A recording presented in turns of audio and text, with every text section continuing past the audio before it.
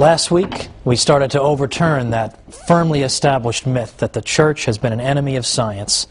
Today, we're going to bury that myth once and for all. So join me for the Catholic Church, Builder of Civilization.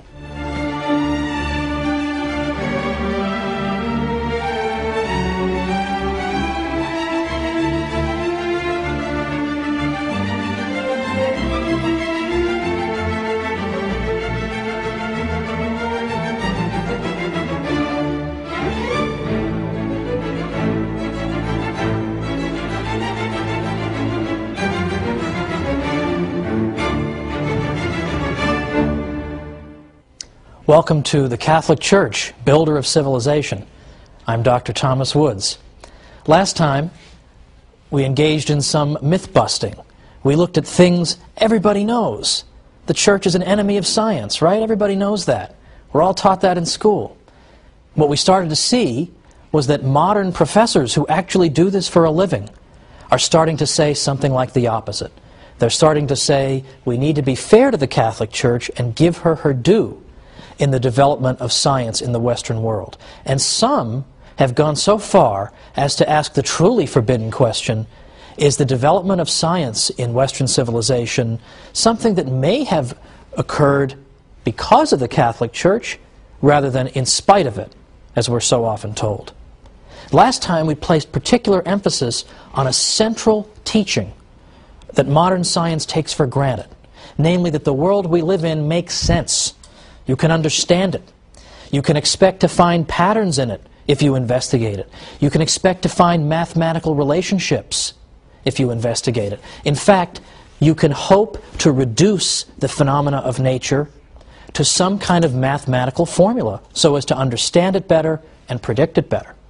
Well, where did this crazy idea come from? It came right out of the Bible with Wisdom 11:21 that tells us that God has ordered all things according to measure, number, and weight.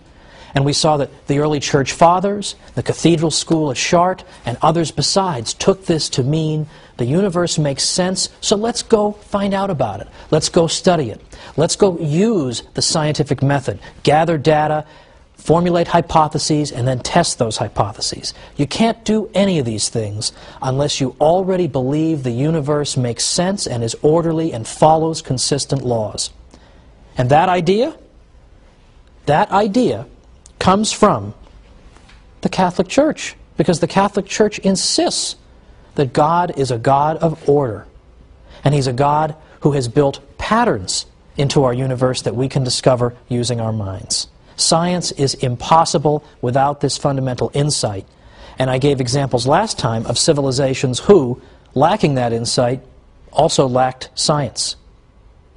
This time, we're going to talk a little bit more about specifics. We're going to name names today. We're going to look at specific people who were Catholics who pioneered in the sciences. And specifically, we're even going to look at people who invented things and who made discoveries that we take for granted today, but that are typically forgotten or left out of the standard textbook treatment. So, for instance, I don't think it's particularly well known that 35 craters on the moon are named after Jesuit scientists and mathematicians. I also don't think it's particularly well known that when you look at the history of mathematics, a great many of the greatest mathematicians who ever lived were Jesuits.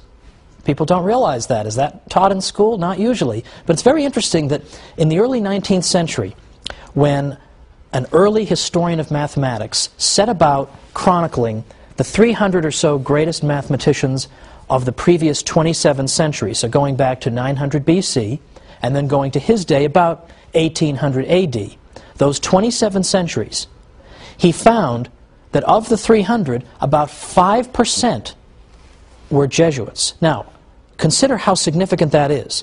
The Jesuits were around for only little over two of those 27 centuries. Because the Jesuits, remember, were founded in 1540, and then they were suppressed briefly in the 1770s, so a little over 2 centuries, and yet still, in an impartial compilation of the greatest mathematicians of all time, it turns out that 1 out of every 20 belongs to this single order of Catholic priests. Well, again, rather significant, is it not? But We'll leave even the Jesuit accomplishments to the side now. Let's mention Roger Bacon, a great 13th century figure. Roger Bacon was a Franciscan who taught at Oxford and who's been considered a forerunner of the scientific revolution. Roger Bacon emphasized the importance of experimentation and observation. These are the key aspects of modern science, that we don't simply rely on what other people have said. Well, Aristotle was really smart, so we'll just sort of more or less go with him.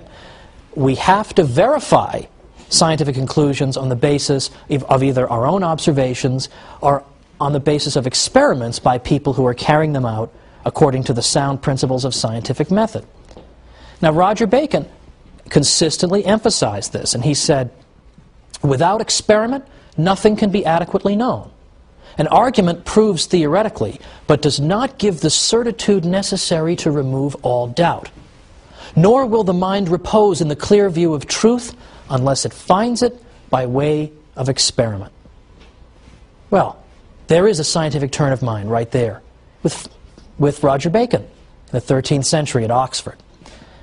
Among other things, Roger Bacon identified the following as obstacles to the transmission of truth: uninstructed popular opinion and long-standing but erroneous custom.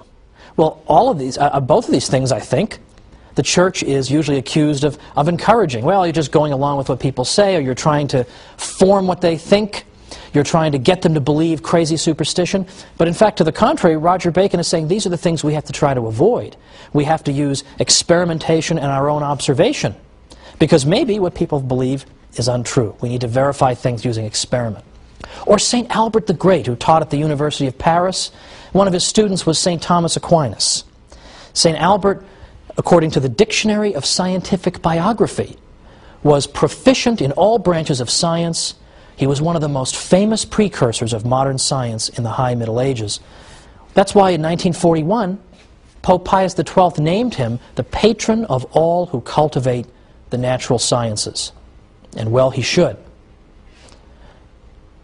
In fact, he was so prolific, his output spanned so many disciplines, that even people who despise the church continue to admire Albert the Great, Albertus Magnus.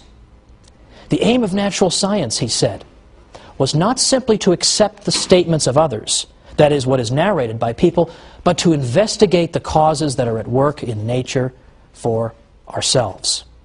Well, there you go. Now, let's get down to some brass tacks here, though. Let's move further toward the present and consider some long-forgotten names.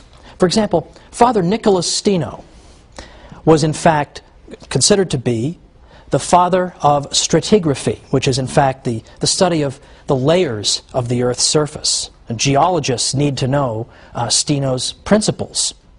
He later became a Catholic priest, and in the late 1980s, he was beatified by Pope John Paul II, who praised him for his sanctity and his science.